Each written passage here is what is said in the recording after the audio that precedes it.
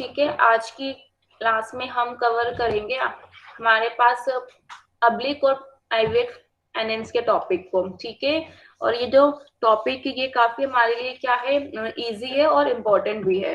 तो पब्लिक और private finance के बीच में कौन कौन सी सिमिलैरिटीज हैं और कौन कौन सी क्या है डिससिमिलैरिटीज हैं। तो आइए एक बार हम इसका स्टार्टिंग से कवर करते हैं। सिमिलैरिटीज कौन कौन सी हैं पब्लिक और प्राइवेट फाइनेंस के बीच में। Number one is a uniformity in the objectives, क्योंकि दोनों के ही अपने अपने क्या है ऑब्जेक्टिव्स हैं। क्योंकि देखो ऑब्जेक्टिव्स तो है ना, ऐसा तो नहीं है ना कि अगर हम एक इंडिविजुअल हो गया या फिर हमारे पास एक गवर्नमेंट हो गई है, तो दोनों के बीच के अपने अपने क्या है कार्य हैं। ठीक है, क्योंकि अगर वो हम डीपली स्टडी करें, डीपली देखें कि दोनों के अगर अपने अलग अलग कार्य हैं, वो कौन कौन से हैं, वो अलग है।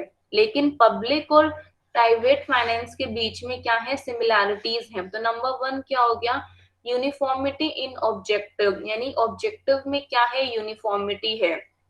So both the individual and the state have broadly the same objective। ठीक है, दोनों के ही क्या है सेम ऑब्जेक्टिव हैं।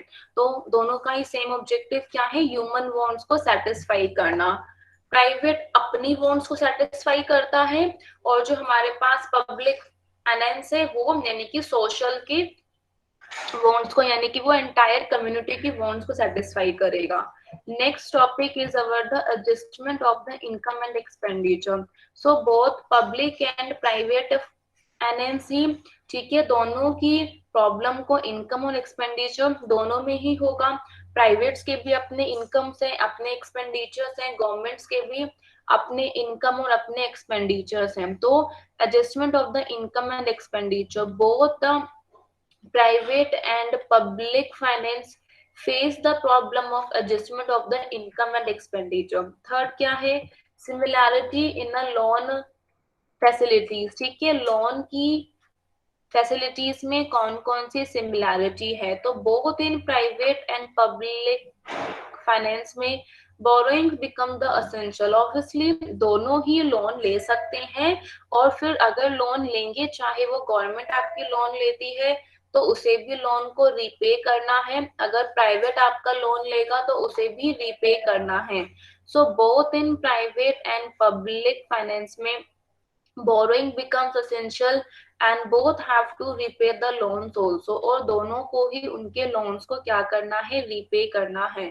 तो थर्ड हो गया है सिमिलैरिटी इन लोन फैसिलिटीज में। ठीक है, borrowings becomes essential and both have to repay the loans also। now है fourth is the law of equi marginal utility. ठीक है, इक्वी मार्जिनल यूटिलिटी आपके पास यही दोनों है कि दोनों को ही वेलफेयर को मैक्सिमाइज करना है। बेशक आपके पास प्राइवेट में वो अपने खुद के वेलफेयर को मैक्सिमाइज करते हैं और पब्लिक में वो गवर्नमेंट के वेलफेयर को मैक्सिमाइज करेंगे। तो fourth point is our the law of equi marginal utility.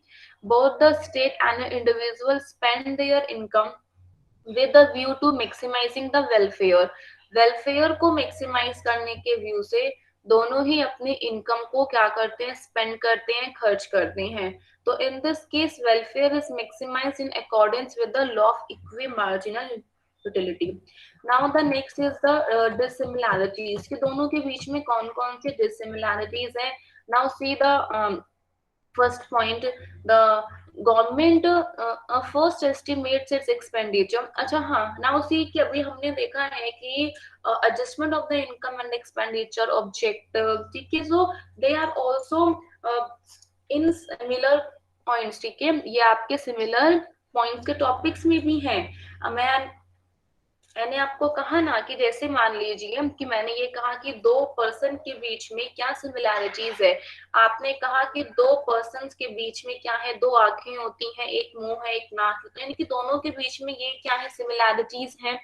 ठीक है, सो दो पर्सन्स के बीच में ये सिमिलैरिटीज हैं। दो आईज हैं, एक नोज है, माउथ है, दो आईज है, एक नोज है, क्या है, एक माउथ है। यानी कि क्या आपके पास हो गया बेसिस फॉर डिफरेंसेस। अगर हम डिफरेंसेस के लिए देखें तो ये सिमिलैरिटीज हो गई कि दोनों की मतलब फीचर्स में क्या क्या है। लेकिन अगर हम एक डीपली स्टडी करेंगे तो एक की आंखें छोटी हो सकती है, एक की आंखें क्या हो सकती हैं, बड़ी हो सकती हैं। तो आगे इसी तरीके से हमारे पास पब्लिक फाइनेंस में और प्राइवेट फाइनेंस में भी हमें उनके डिफरेंसेस यानी डिफरेंट बेसिस फॉर डिफरेंसेस को देखना है। तो फर्स्ट क्या है, adjustment of the income and expenditure, यानी इनकम और एक्सपेंडिचर के कौन कौन सी एडजस्टमेंट है। The government first estimates its expenditure and then finds out how it collect the necessary revenue. तो गवर्नमेंट को फर्स्ट अपने एक्सपेंडिचर को एस्टिमेट करना है और फाइंड आउट कि हाउ इट कैन कलेक्ट, कि वो कैसे नेसेसरी रेवेन्यू को इकट्ठा कर सकती है। ठीक है, तो पब्लिक फाइनेंस में क्या लिखा है, the government first estimate its expenditure, तो गवर्नमेंट है वो फर्स्ट अपने खर्चे को एस्टिमेट करेगी and then finds out how it can collect the necessary revenue. ठीक है, कि गवर्नमेंट पहले ऐसे ही करती है, पहले देखती, क्योंकि गवर्नमेंट के पास फंक्शंस बहुत ज्यादा है, गवर्नमेंट को कर्तव्य बहुत ज्यादा करने हैं कि गवर्नमेंट के कौन कौन से क्या है एक्सपेंडिचर्स हैं, गवर्नमेंट के कौन कौन से फर्स्ट क्या है खर्चे हैं, और फिर वो उन्हीं खर्चों को कैसे क्या कर सकती है, उनको उन्हीं खर्चों को वो कैसे मतलब पूरा कर सकती है। तो गवर्नमेंट सबसे पहले वही देखती है कि अगर इस बार मेरे एक्सपेंडिचर ये हैं तो मुझे इस बार टैक्सेस को, ठीक है, कहाँ पे लेके जाना है, कम रखना है, ज्यादा रखना है। तो दोनों के प्रोसेस में डिफरेंसेस है, इनकम तो दोनों की है और एक्सपेंडिचर भी दोनों की है, तो ये तो उनकी सिमिलैरिटीज हो गई है। तो government first estimates its expenditure and then finds out how it can collect the necessary revenue, और वो फिर कैसे अपनी नेसेसरी रेवेन्यू को इकट्ठा कर सकती है। लेकिन इंडिविजुअल में ऐसा नहीं होता ना, इंडिविजुअल में आपके पास क्या है, individual first estimate there income, individual सबसे पहले अपनी इनकम को एस्टिमेट करता है, ठीक है, अपनी इनकम को बताएगा, उसके बाद इनकम से कौन कौन से खर्चे आए हैं, एक्सपेंडिचर है, उसे बताता है। तो individuals first estimate their income and then attempt to live within that income, जितनी उसकी इनकम है और वो अपनी उसी इनकम में ही रहने की कोशिश करता है। तो individuals first estimate their income and then attempt to live within that income। ठीक है, अब आइए इसका सेकेंड ऑब्जेक्टिव देखो, public finance aims at increasing the social welfare. ठीक है, पब्लिक फाइनेंस का भी हमने एम देखा, दोनों के अपने अपने ऑब्जेक्टिव हैं, लेकिन गवर्नमेंट का ऑब्जेक्टिव हमारे पास सोशल वेलफेयर को करने के लिए होता है और प्राइवेट का अपने ही खुद की प्रॉफिट को गेन करने के लिए, अपने ही खुद के मैक्सिमम प्रॉफिट को लेने के लिए उसका ऑब्जेक्टिव होता है। ठीक है, अब है पीरियड में budget, public budgets are always prepare for a year, यानी कि जो पब्लिक का जो बजट है वो हम एक साल के लिए प्रिपेयर करते हैं। ठीक है, लेकिन जो प्राइवेट का बजट है, ठीक है, वो हम शॉर्ट पीरियड के लिए प्रिपेयर करते हैं, जैसे कि एक मंथ के लिए, एक महीने के लिए। तो a person prepares a budget for a short period says a month. ठीक है, फिर है इनकम इलास्टिसिटी, कौन सी है, the government can increase its income easily and rapidly, government अपनी इनकम को इजीली और रैपिडली इंक्रीज कर सकती है। ठीक है, एज सच, क्योंकि गवर्नमेंट के पास ऑप्शंस होते हैं, क्योंकि गवर्नमेंट को उनकी अपनी इनकम में, अपने टैक्सेशन रेट में कम ज्यादा करने के हैं। ठीक है, गवर्नमेंट उसमें से इंक्रीज डिक्रीज करके अपनी इनकम को कम ज्यादा कर सकती है, तो रैपिडली और इजीली इंक्रीज कर सकती है। लेकिन एक पर्सन को है अपनी इनकम को इतना रैपिडली इंक्रीज नहीं कर सकता, उसको रैपिडली इंक्रीज करने के लिए बहुत एफर्ट्स करना पड़ता है। So in other words, he can not increase or decrease his income as required, तो जितनी रिक्वायर्ड है वो अपनी इनकम को इंक्रीज और डिक्रीज नहीं कर सकता। ठीक है, the income of a person is inelastic, in other words he can not increase or decrease his income as required, तो जितनी रिक्वायर्ड है वो अपनी उस इनकम को उतना इंक्रीज और डिक्रीज नहीं कर सकता। ठीक है, अब है प्रोविजन फॉर फ्यूचर, फ्यूचर के लिए कौन कौन से प्रोविजंस हैं। तो फ्यूचर के लिए कौन कौन से क्या है प्रोविजंस हैं। तो government spends a major portion of its revenue on a, ठीक है, लॉन्ग टर्म प्रोजेक्ट्स। जो गवर्नमेंट है वो अपने लॉन्ग टर्म प्रोजेक्ट्स पे अपने रेवेन्यू के मेजर पोर्शन को खर्च कर सकता है। ठीक है, तो यानी गवर्नमेंट का क्या होगा कि वो अपने लॉन्ग टर्म प्रोजेक्ट्स पे, ठीक है, अपने रेवेन्यू के मेजर पोर्शन को, ज्यादा से ज्यादा पोर्शन को खर्च कर सकता है। तो क्या हो गया कि जैसे मल्टीपर्पस प्रोजेक्ट्स हैं, हैवी इंडस्ट्रीज का स्टैब्लिशमेंट है, डैम की कंस्ट्रक्शन है, एक्सेट्रा। ठीक है, तो गवर्नमेंट के पास क्या है कि शॉर्ट टर्म और लॉन्ग टर्म दोनों ही है, और गवर्नमेंट को मेन लॉन्ग टर्म के लिए देखना ही पड़ेगा। जैसे हमने अभी एग्जांपल देखा, हैवी इंडस्ट्रीज की स्टैब्लिशमेंट करनी, तो ये कोई शॉर्ट टर्म के लिए तो नहीं है कि हम सिर्फ 1 या 2 साल के लिए कर दिया, ये लॉन्ग टर्म के लिए स्टैब्लिशमेंट होगी, क्योंकि इसमें अमाउंट बहुत ज्यादा इन्वेस्ट होगी। ठीक है, और हमारे पास क्या है, प्राइवेट में an individual generally attaches more importance to his existing needs than his the future needs, क्योंकि उसके पास सबसे स्टार्टिंग में एग्जिस्टिंग नीड्स फुलफिल होंगी। ठीक है, क्योंकि अगर उसकी खुद की एग्जिस्टिंग नीड्स फुलफिल होगी तभी वो फ्यूचर नीड्स को कर सकता है। तो an individual generally attaches more importance to his existing needs then his future needs. ठीक है, तो इंडिविजुअल जनरली अटैचेस, तो इंडिविजुअल जनरली उसकी एग्जिस्टिंग नीड्स को ज्यादा इम्पोर्टेंस दे सकता है अपनी फ्यूचर नीड्स से। ठीक है, तो an individual generally attaches more importance to his existing needs then his the future needs. अब है secrecy, there is no secrecy in a public finance. ठीक है, यानी कि पब्लिक फाइनेंस में, गवर्नमेंट के फाइनेंस में कोई भी सीक्रेसी नहीं होती। ठीक है, कोई भी सीक्रेट नहीं होता, लेकिन प्राइवेट फाइनेंस में क्या होता है, सीक्रेट होता है। तो लिखा है यहाँ पे, there is no secrecy in a public finance, private finance is secret, यानी कि प्राइवेट फाइनेंस क्या होगा, उसमें सीक्रेसी हम रख सकते हैं। ठीक है, अब है bankruptcy, there is no limit to the liabilities of a state. ठीक है, एक स्टेट की लायबिलिटीज में कोई भी लिमिट नहीं होती। ध्यान देना कि एक स्टेट की लायबिलिटीज में कोई भी लिमिट नहीं होती। इट्स लायबिलिटीज में be more than the assets, कि जो उसकी लायबिलिटीज है, उसकी लायबिलिटीज एसेट से क्या होती है, ज्यादा होती है। तो बैंक्रप्सी में there is no limit to the liabilities of a state, एक स्टेट की लायबिलिटीज में कोई भी लिमिट नहीं होती है, तो उसकी लायबिलिटीज जो होती है वो एसेट से क्या होगी, ज्यादा होगी। ठीक है, अगर एक गवर्नमेंट की एसेट से ज्यादा लायबिलिटीज हो जाती है तो गवर्नमेंट का फिर भी दिवालिया नहीं निकलता। गवर्नमेंट में आपने देखा है कि उसका जीडीपी बहुत लो है, बहुत मतलब नेगेटिव है, लेकिन हमें गवर्नमेंट के कंसेप्ट के लिए उसका बैंक्रप्सी का कंसेप्ट वर्ड्स हम इसमें यूज नहीं करते। ठीक है, प्राइवेट फाइनेंस के लिए क्या है, a person can go bankrupt, यानी एक प्राइवेट फाइनेंस के लिए जो पर्सन है वो बैंक्रप्ट जा सकता है। ठीक है, सो बैंक्रप्सी में there is no limit to the liabilities, एक स्टेट की लायबिलिटीज में कोई भी लिमिट नहीं है, उसकी लायबिलिटीज जो होती है एसेट से क्या होती है, ज्यादा होती है। It's liabilities may be more than the assets, a person can go bankrupt. ठीक है, प्राइवेट फाइनेंस में एक जो पर्सन है वो बैंकरप्ट जा सकता है, क्योंकि प्राइवेट के जो कर्जे होते हैं, जो लायबिलिटीज होती है वो ज्यादा होती है उनकी एसेट से।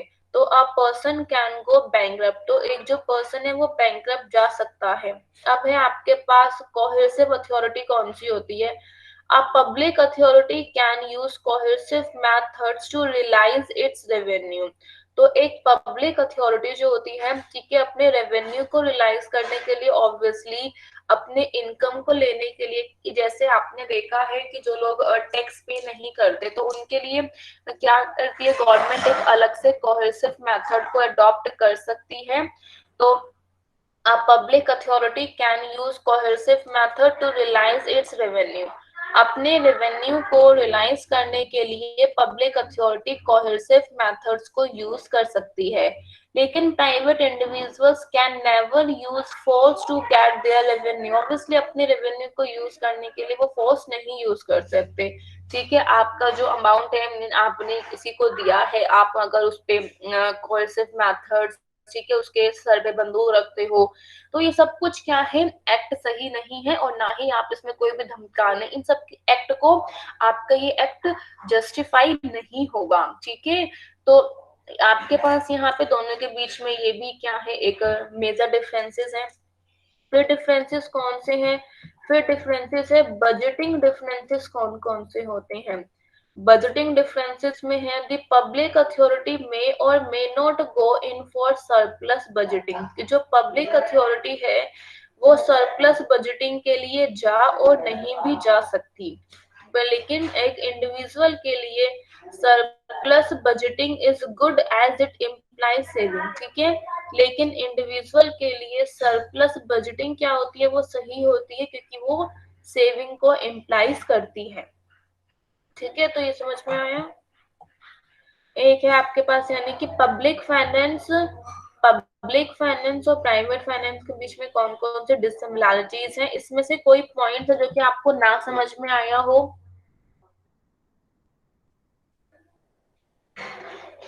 बताइए। इनमें से कोई पॉइंट्स है जो कि आपको ना समझ में आया हो।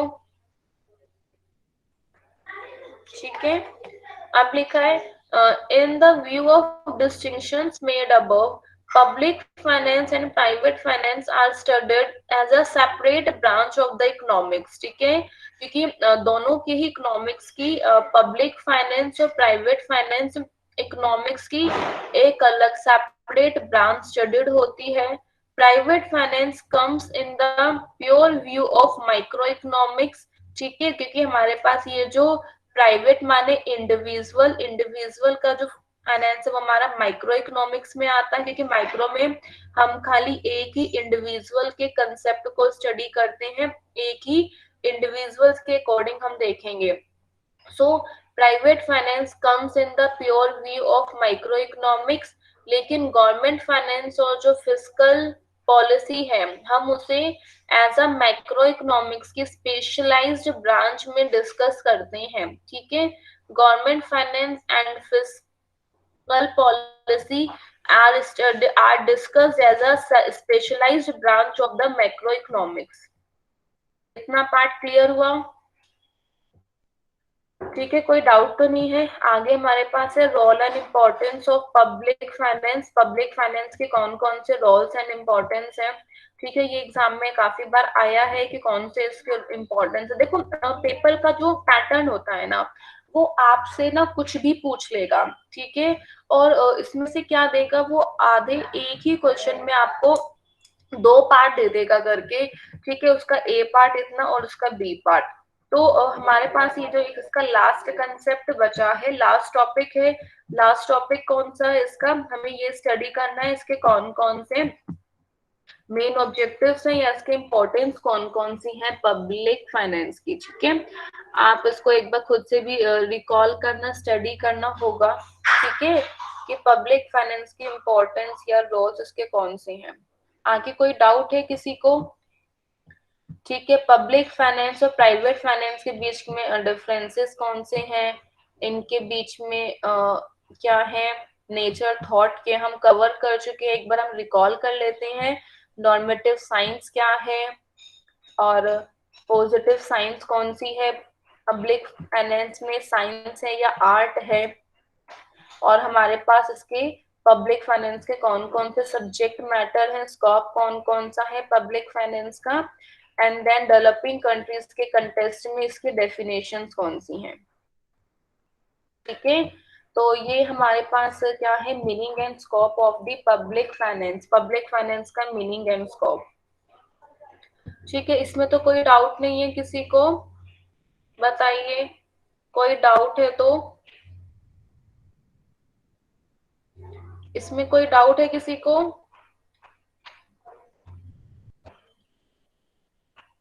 नहीं, ओके। आज की क्लास के लिए इतना, बाकी हम नेक्स्ट में कवर